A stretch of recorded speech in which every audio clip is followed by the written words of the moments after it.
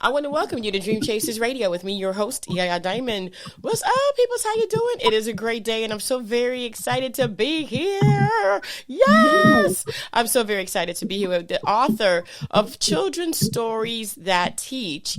Author Christine Hare is here with me today. Welcome to the show.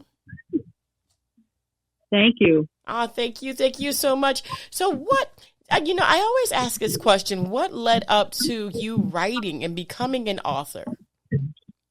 Well, when I started writing in third grade. And our teacher asked us to write a poem. And I wrote, well, she liked it so well, she showed it to the principal. But this is what the poem was. After a flower already sprout, the seeds come out and float about. Then the wind carries them away until they find a place to stay, to grow again and bloom someday. I know she was very happy. Oh, she was. She was surprised. Well, I mean, I've been writing. Wow.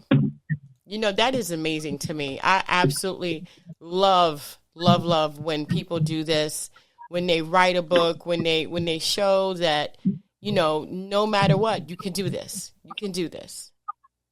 My goodness. Wow. So you wrote your first book in elementary school. And since then, you've been doing all kinds of different things. Tell me about this book and why did you want it to be a teaching book or a learning book for children? Well, I can tell you that. And it's really important. But first, let me read the back cover of the book to explain what the book is about. Okay. You would understand better. Children go through many learning processes in their young lives. Most of the time they are unable to understand and find it difficult to express themselves.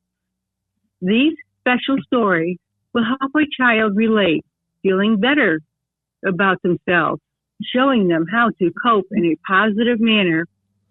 Also mixed in are a few educational stories that will enlighten children's minds with interesting, fascinating knowledge.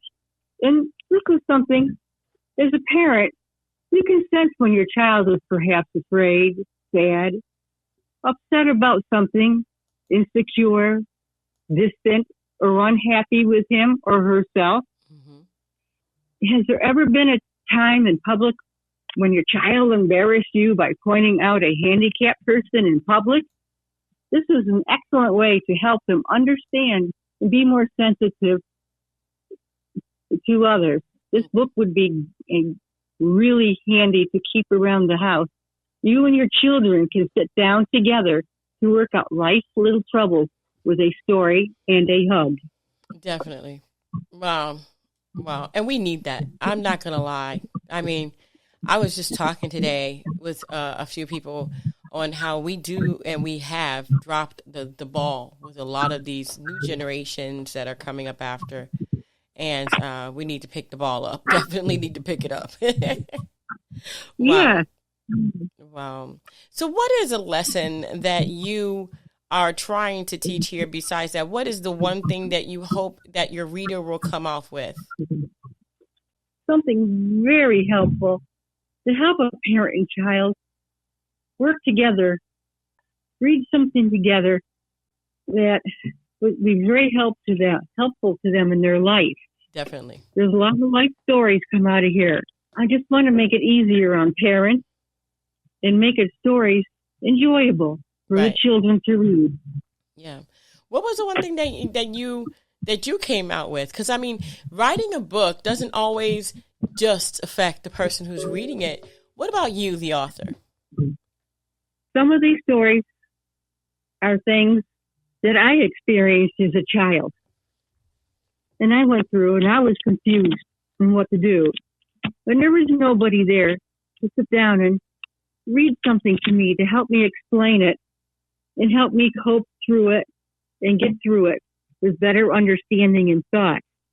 That, and these are just coping mechanisms by which not only you, the author, have used, but the person who's reading it and also reading it to their children.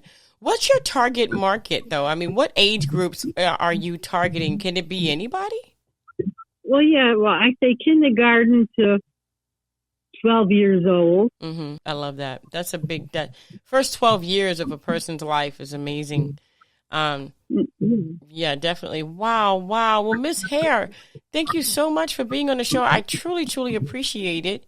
And how this book has just made a difference, not only in your life, what you've done with your children and the lessons you've learned, but now we can pass them on. Thank you so much for being that mentor that passes things on. We need that.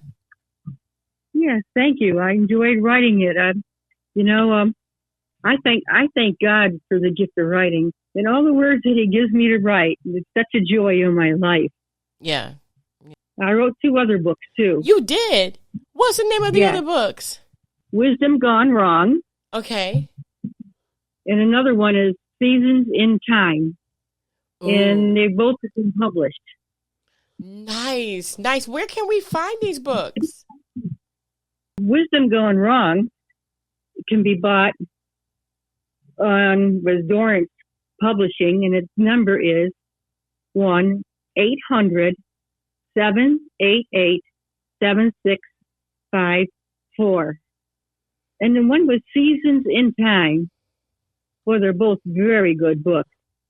To order it, call 1-888-795-4274, extension 7876. They really have wonderful reading. Mm-hmm. Wow. Well, I think this is great. I think that what you've done is amazing, and I appreciate you. Thank you so much, Miss Hare, for just giving of yourself. Thank you. It's my pleasure. Thank you. And thank you guys so much for tuning in. Listen, we're going to have all that information in the description box, so it'll be easy for you guys to get those books and call those numbers and order if you like, or you can go to the Amazon and get children's stories that teach as well for a great price. It's a paperback, and I'm absolutely in love with what she's done here. We do need to be mentors, and Miss Hare, you are a mentor. Thank you so much. Thank you. And thank you guys again. Don't forget to dare to be different. Until next time, guys. Bye.